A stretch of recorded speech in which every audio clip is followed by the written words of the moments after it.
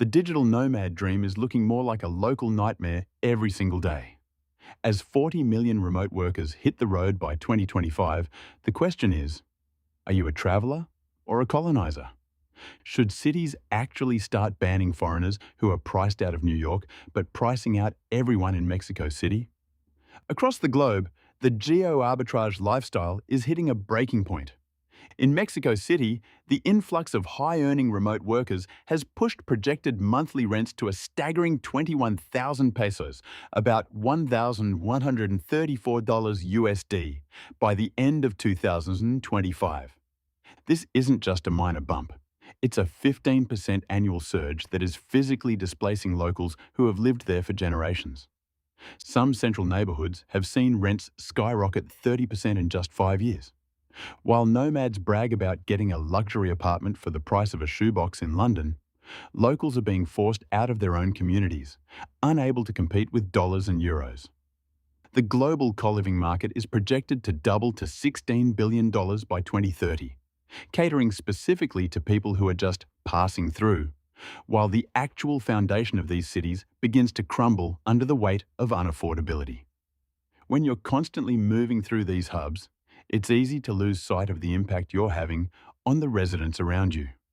LifePoints.ai encourages you to celebrate life's little achievements on the road to improving your life in big ways, whether that's being more virtuous in how you travel or making more money sustainably.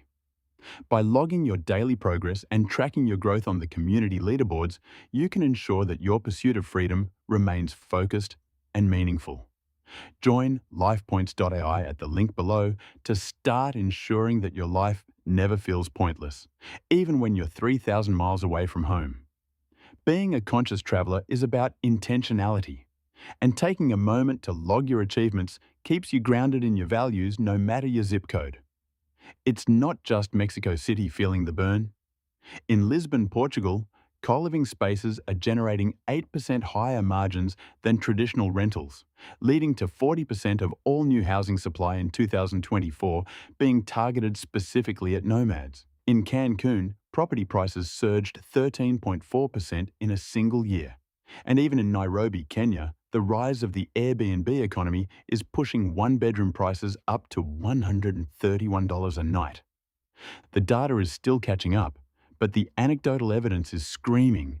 Digital nomadism is a form of economic gentrification on steroids. When an American earns $8,000 a month in a place where the median local wage is $600, they aren't just a resident. They are a market-disrupting force that changes the price of everything from a cup of coffee to the building next door. Is the individual's right to live anywhere more important than a community's right to survive? On the flip side, many developing nations are actively courting this chaos because of the massive revenue injection. Over a dozen countries have already launched multi-year nomad visas by 2026, betting that the influx of foreign currency will drive infrastructure growth and long-term investment. They argue that nomads aren't colonizers.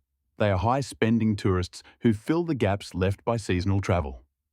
In Mexico alone, 9 million remote workers are expected to visit in 2026. This influx creates jobs for local service workers and drives the tech industry forward in emerging markets. However, critics argue this is a trickle-down fantasy.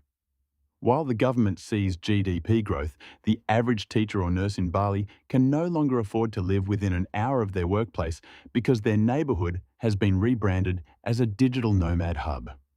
The tension between economic growth and social stability is reaching a boiling point.